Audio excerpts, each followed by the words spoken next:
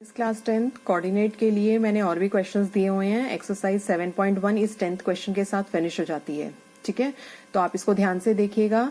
Distance formula को याद कर लो, पूरी एक्सरसाइज इसी के ऊपर बेस्ड है। कोलिनियर पॉइंट्स मैंने आपको बताए हुए हैं कि कोलिनियर जो आएगा वो दोनों लाइन में इसका और इसका आंसर दोनों सेम आएगा तो कोलिनियर पॉइंट हो जाएंगे।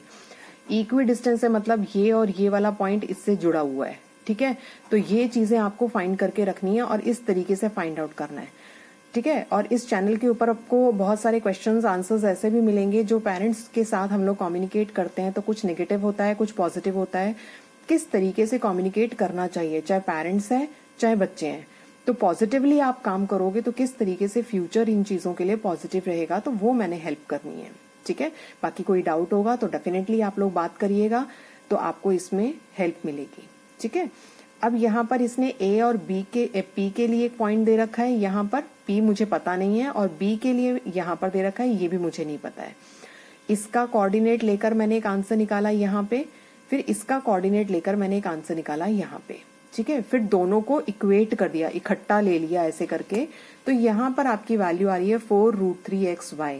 4 मैंने कॉमन ले लिया क्योंकि 12 के टेबल से भी 4 का कटिंग होगा और यहाँ से भी कटिंग होगा।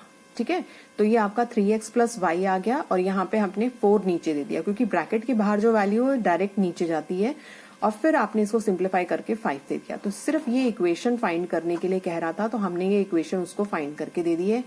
इक्वी डिस्टेंस में इन दोनों का आंसर निकाल के जो हमारा यहाँ आमने सामने रखा जाएगा उसमें सेम टर्म्स जो होती हैं उनको इकट्ठे लेनी होती है। ठीक है ना, और इन चीजों को लेकर ही हम इस तरीके से इक्वेशन उसको फाइंड करके देनी है। तो ये मैंने इसको बताया है। इस एक्सरसाइज को दोबारा ध्यान से देखेगा और सेव करके रखेगा, एग्जाम्स टाइम में बहुत हेल्प करेगी, क्योंकि मैंने इसको बहुत इलेबोरेटेड वे में अलग अलग सॉल्व करके नहीं दिया है। पेपर पेन यूज करिए, आपको आंसर जरूर मिल जाएंगे, क्योंकि इतना आपको अंडर रूट वाली वैल्यूज को सॉल्व करना बहुत आराम से आता है।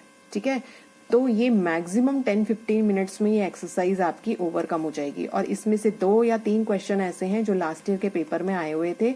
एक केस बेस्ड स्टडी में आया था और एक आपका इस तरीके से सिंप्लीफाइड फॉर्म के क्वेश्चंस के आया था। तो चैनल पे बने रहिए, इस तरीके के और भी क्वेश्चंस आपको मिल जाएंगे। ठीक है, थैंक यू बेटा, गॉड ब्लेस यू।